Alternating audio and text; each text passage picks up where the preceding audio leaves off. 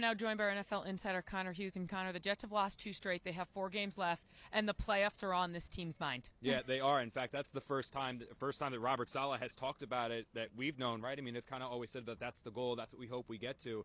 But he's never put it out there that this team is going to make the playoffs. And when we spoke to Robert Saleh after this loss to Buffalo, he said, and he was calculated in this, he was minded in this, he wanted to get this message across because it's the same thing he said to his team. He looked at us, just like he looked at every single player in that locker room, and he said, we will see this team again. And if the Jets are going to see the Bills again, that means they are going to see them in the postseason. And I think that is a resounding message that Robert Saleh is sending to the world, to everyone who watches the Jets, to the Jets fan base, to Jets ownership, to Jets upper management, and Jets players, that this team is good enough to make the postseason. This team expects to make the postseason, and when they make the postseason, as they believe that they will, they want to make some noise and see this team again. And I think if we've learned anything from the first time the Jets played the Bills, and even here in Buffalo where they shot themselves in the foot with the turnovers which cost them this game, is that not only can the Jets make the playoffs, but if they see the Bills, they can play with the Bills, and there's no reason to believe the Jets could not potentially upset them when the games really, really start to count. And Mike White, their quarterback, put it all on the line today. He said that, I mean, he pretty much showed what he's worth. Is this his job now? I think so. Will he take him to the playoffs? Absolutely. And I talked to Dwayne Brown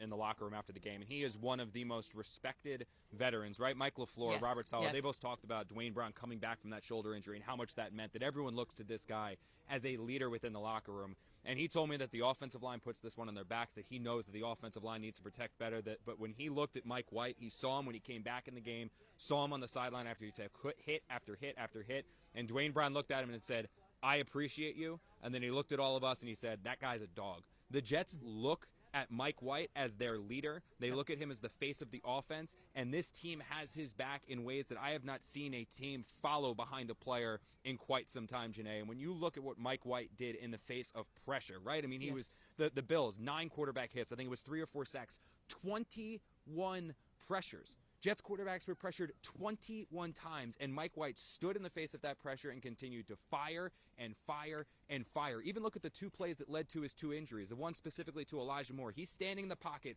he sees the rush bearing down, and he still delivers a strike to Moore, stands tall in that pocket, knows he's going to take a hit. When these Jets players see those plays, that carries more weight than anything. And the Jets, Robert Saleh already said, the Jets are sticking with him against the Lions. That's the right call.